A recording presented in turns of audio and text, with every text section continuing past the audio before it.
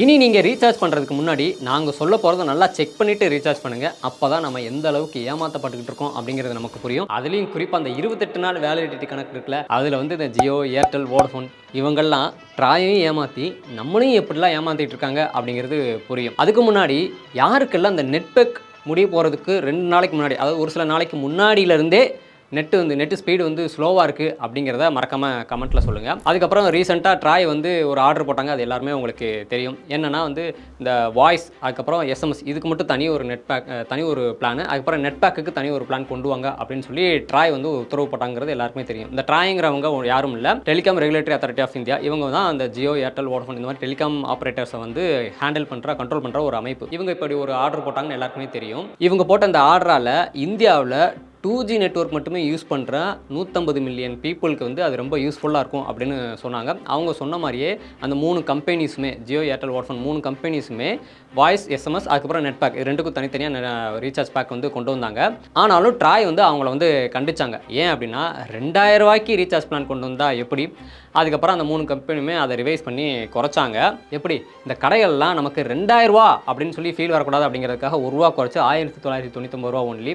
அதே மாதிரி 1000 ரூபாயா அப்படின்னு சொல்லி நமக்கு ஃபீல் வரக்கூடாது அப்படிங்கிறதுக்காக ₹1 குறைச்சி 999 ஒன்லி அப்படின்னு சொல்லி குறைப்பாங்கல்ல, அந்த மாதிரி குறைச்சிருக்காங்க. இப்போ ஜியோ வந்து 1958 ரூபாய்க்கு வாய்ஸ் அப்புறம் எஸ்எம்எஸ் பிளான் சொல்லி 336 நாளைக்கு கொண்டு வந்திருக்காங்க. 3600 எஸ்எம்எஸ் அன்லிமிட்டட் கால்ஸ் வந்து கொண்டு வந்திருக்காங்க.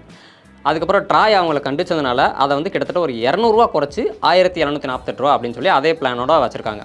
அதுவே ஏர்டெல் பார்த்தீங்கன்னா 1959 ரூபாய்க்கு கொண்டு வந்தாங்க. 365 நாளைக்கு 3600 எஸ்எம்எஸ் அன்லிமிட்டட் கால், அதே பிளான் தான். ஆனால் ட்ராய் வந்து அவங்கள கண்டிச்சதுக்கப்புறம் ஒரு கிட்டத்தட்ட ஒரு ₹100 கிட்ட குறைச்சிருக்காங்க. 1849 ரூபா அப்படின்னு சொல்லி மாற்றிருக்காங்க. அதுவே வோடஃபோன் பார்த்தீங்கன்னா இவங்க ரொம்ப அதிகம், 1849 ரூபா தான். ஆனால் அதே பிளானான்னு கேட்டால் கிடையாது, 270 நாள் தான், 100 எஸ்எம்எஸ் தான், அன்லிமிட்டட் கால்னு சொல்லி வச்சுருக்காங்க. சரி, நம்ம என்ன வருஷக்கணக்காக ரீசார்ஜ் பண்ண போகிறோம், நம்ம வந்து 2 மாதம் 3 மாதத்துக்கு ஏற்ற மாதிரி பண்ணிக்கலாம் அப்படின்னு சொல்லி நீங்கள் நினச்சிங்க அப்படின்னா, அந்த 3 மாதத்துக்கும் எவ்வளோ ரேட் வச்சுருக்காங்க அப்படிங்கிறத பாருங்கள். ஜியோவில் 458 ரூபாய்க்கு 84 நாளைக்கு, அதுக்கப்புறம் 1000 எஸ்எம்எஸ் அன்லிமிட்டட் கால் கொண்டு வந்திருக்காங்க. ட்ராய் அவங்கள கண்டிச்சதுக்கப்புறம் கிட்டத்தட்ட ஒரு ₹10 கம்மி பண்ணி 448 ரூபான்னு சொல்லி மாற்றிருக்காங்க. ஏர்டெல் பார்த்தீங்கன்னா 499 ரூபாய்க்கு 84 நாளைக்கு 900 எஸ்எம்எஸ் அன்லிமிட்டட் கால்னு மாற்றிருக்காங்க. ட்ராய் அவங்கள கண்டிச்சதுக்கப்புறம் ஒரு ₹30 குறைச்சி 469 ரூபான்னு சொல்லி மாற்றிருக்காங்க. வோடஃபோன் வந்து 470 ரூபாய்க்கு 84 நாளைக்கு 900 எஸ்எம்எஸ் அன்லிமிட்டட் கால்னு கொண்டு வந்திருக்காங்க. இதுவே பிஎஸ்என்எல்ல மாதம் ₹100 கணக்குப்படி 365 நாள் வேலிடிட்டிக்கு ஒரு பேக் கொண்டு வந்திருக்காங்க.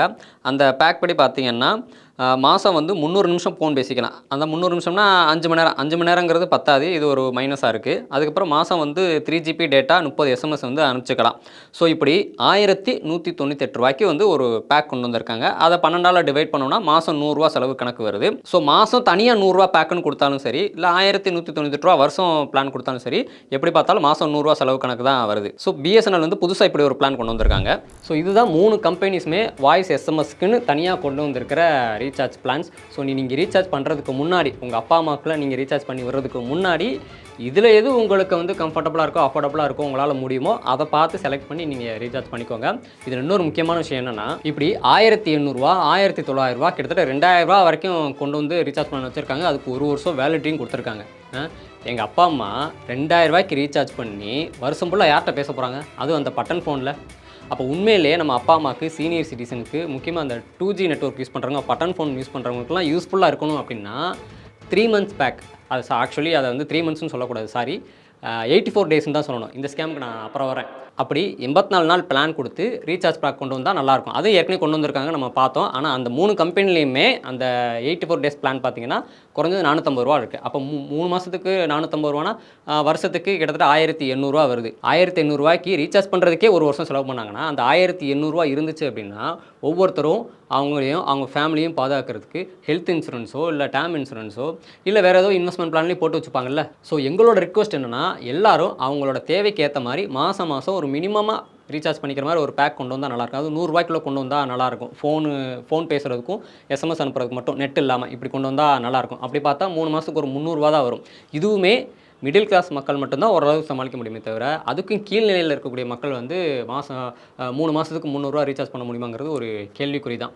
அதையுமே வந்து மாதம் மாதம் அப்படிங்கும்போது 30 நாள் முழுசாக கொடுக்கணும். 28 நாள் அப்படின்னு சொல்லி ஏமாற்றக்கூடாது. இந்த 28 நாள் வேலிடிட்டி சம்மந்தமாக ஏற்கனவே 2022ல் ட்ராய் வந்து ஒரு ஆர்டர் போட்டாங்க. என்ன அப்படின்னா, நீங்கள் வந்து ஏதாவது ஒரு பிளான் 3 கம்பெனியுமே ஏதாவது ஒரு பிளான் வந்து 30 நாளைக்கு முழுசாக கொடுக்கணும், 60 நாளைக்கு முழுசாக கொடுக்கணும், 90 நாளைக்கு முழுசாக கொடுக்கணும். அதை விட்டுட்டு 28 நாள், 54 56 நாள், 84 நாள்னு சொல்லி கொடுக்கக்கூடாது. முழுசாக கொடுங்க அப்படின்னு சொல்லி போட்டாங்க.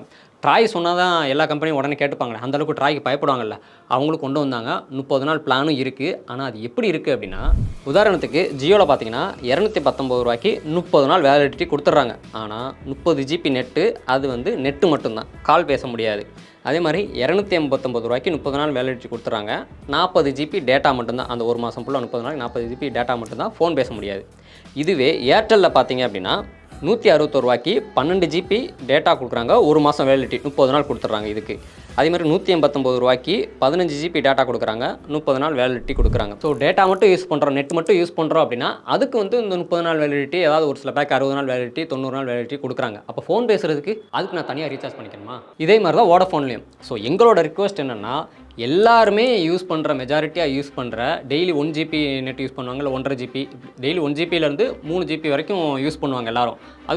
அது வந்து அன்லிமிட்டட் காலும் சேர்ந்து வந்துடும். ஸோ அந்த மாதிரி அன்லிமிட்டட் பேக்கேஜில், ஒரு காம்போ பேக்கேஜில் 30 நாள் வேலிடிட்டி முழுசாக கொடுக்கணும், இல்லை 60 நாள் வேலிடிட்டி முழுசாக கொடுக்கணும், இல்லை 90 நாள் வேலிடிட்டி முழுசாக கொடுக்கணும். ஸோ அந்த மாதிரி ஒரு பிளான் கொண்டு வரணும் அப்படிங்கிறத எங்களோட ரிக்வஸ்ட்டாக இருக்குது. இதில் டாக் டைம்னு ஒன்று எதுக்கு இருக்குன்னே தெரியல. இப்போ ரூ. 100 ரீசார்ஜ் பண்ணால் கிட்டத்தட்ட ரூ. 88 கிட்ட ஏறும். ஆனால் நம்ம கால் பண்ண முடியாது. ஏன்னா நெட் பேக்கோடு சேர்த்து வேறு ஏதாவது ரீசார்ஜ் பிளான் நம்ம பண்ணால் மட்டும்தான் நம்ம கால் பண்ண முடியும். அப்புறம் இதுக்கு தேவையில்லாமல் இந்த டாக் டைம் அப்படின்னு சொல்லி வோடஃபோன் கஸ்டமர் கேருக்கு ஃபோன் போட்டு கேட்கும்போது அவங்க என்ன சொன்னாங்கன்னா, அவங்களுக்கு வந்து மெயின் பேக் முடிஞ்சதுக்கப்புறம் இதில் வந்து மைனஸ் ஆகும் அப்படிங்கிறாங்க. இதில் இன்னொரு ஸ்கேம் என்ன நடக்குது அப்படின்னா, இப்போ நம்ம ஒரு 28 நாளைக்கு வந்து ஒரு ரீசார்ஜ் பிளான் நெட் பேக் போட்டிருக்கோம் அப்படின்னா, அன்லிமிட்டட் காலோட போட்டிருக்கோம் அப்படின்னா, அந்த நெட் பேக் முடிகிறதுக்கு, அந்த ரீசார்ஜ் பிளான் முடிகிறதுக்கு ஒரு சில நாளைக்கு முன்னாடியே, எனக்கு பார்த்தீங்கன்னா ஒரு 2 நாளைக்கு முன்னாடிலேருந்து நெட்டு வந்து 5G நெட் தான் இருந்தாலும் நெட்டு வந்து ஸ்லோவாக ஆரம்பிச்சிருது. யூடியூப்பில் ஸ்லோவாக ஆரம்பிச்சிருது. மை ஜியோ ஆப்போ இல்லை வோடஃபோன் ஐடியா ஆப்பே ஓப்பன் பண்ணால் கூட ஓப்பன் ஆக முடியுது, ரொம்ப ஸ்லோவாக இருக்குது. இந்த மாதிரி உங்கள் யாருக்காவது இருக்குது அப்படின்னா, அதாவது நெட் பேக் முடியறதுக்கு ஒரு சில நாளைக்கு முன்னாடியே நெட் ஸ்பீடு வந்து கம்மியாக இருக்குது அப்படின்னா, அதை மறக்காமல் கமெண்ட்டில் சொல்லுங்கள். இந்த மாதிரி நிறைய பேருக்கு இருக்கும்போது அதை நம்ம வந்து ட்ராய்க்கு வந்து ஒரு மெயிலாக ரிக்வஸ்ட் அனுப்பலாம்.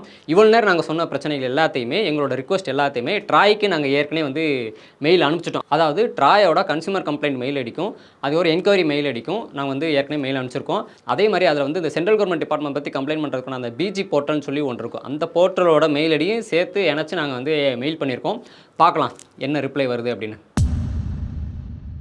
அப்புறம் இந்த சிம் கார்டு சம்மந்தமாக இருக்கிற ரூல்ஸ் பற்றியும், ஃபோன் தொலைஞ்சு போச்சுன்னா அதை எப்படி பிளாக் பண்ணுறது, அப்புறம் சைபர் ஃப்ராட்ஸ் வந்து நம்ம எப்படி தப்பிச்சுக்கிறது அப்படிங்கிற சம்மந்தமாக சஞ்சர் சாத்தி அப்படிங்கிற ஒரு வெப்சைட் இருக்குது.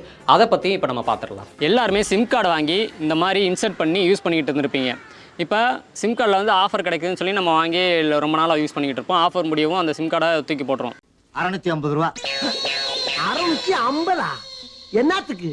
ஏய் 650 ரூபாய் புள்ள, இந்த போன் பேசுனதுக்கு 650 ரூபாயா?